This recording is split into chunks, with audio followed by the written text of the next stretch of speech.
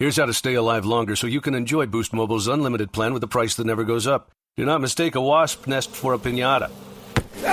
Stay alive and switch now at Boost Mobile. After 30 gigs, customers may experience slower speeds. Customers will pay $25 a month as long as they remain active on the Boost Mobile Unlimited plan. Bonjour, ici Patrick Pierrat, éditeur d'Info Bref. Voici l'essentiel des nouvelles en ce mardi 6 janvier. Chrystia Freeland laisse son siège de député pour accepter un rôle en Ukraine.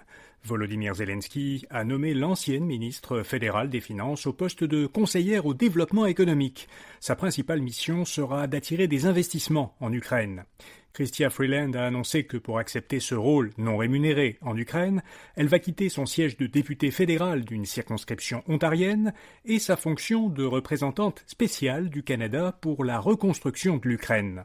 Par ailleurs, Freeland a été nommée au poste de directrice générale de la prestigieuse fondation Rhodes, un organisme qui finance des bourses d'études. Elle s'installera pour cela au Royaume-Uni. Les élèves québécois doivent désormais dire « vous » aux adultes à l'école. Le vouvoiement est devenu obligatoire pour les élèves dans les écoles primaires et secondaires. Ils doivent dorénavant vouvoyer leurs professeurs et le personnel scolaire et s'adresser à eux en disant « madame » et « monsieur ». Cette obligation avait été annoncée l'an dernier parmi plusieurs mesures, y compris l'interdiction des cellulaires, des mesures qui visaient à renforcer le respect et le civisme à l'école. Des versions moins chères de l'Ozempic et du Wegovy seront bientôt vendues au Canada. C'est en effet le seul pays où l'entreprise pharmaceutique danoise Novo Nordisk a laissé expirer le brevet pour ces deux médicaments. Ozempic, utilisé pour traiter le diabète de type 2, et Wegovy, qui aide à gérer le surpoids. À partir de la semaine prochaine, les pharmacies canadiennes auront le droit de vendre des versions génériques moins coûteuses de ces médicaments très populaires.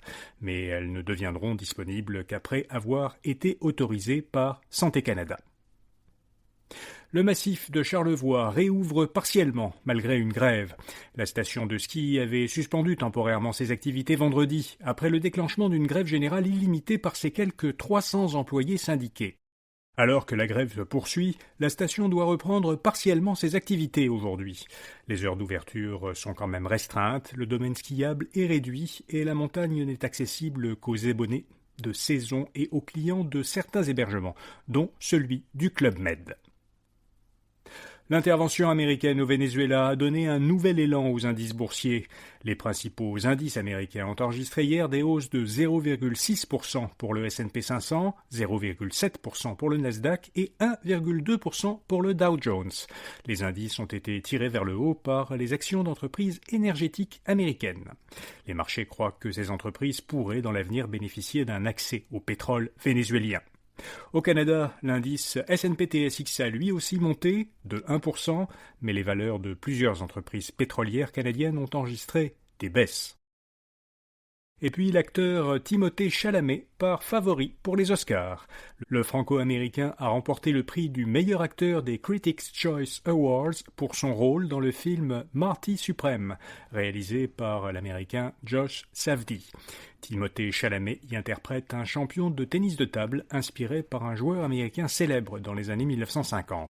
La cérémonie des Critics' Choice Awards est considérée comme l'ouverture de la saison des récompenses hollywoodiennes. Ces prix sont décernés par des critiques de cinéma et de télévision. Souvent, les lauréats des principaux prix remportent ensuite l'Oscar dans la même catégorie. Voilà, vous savez l'essentiel. Bonne journée et à demain matin.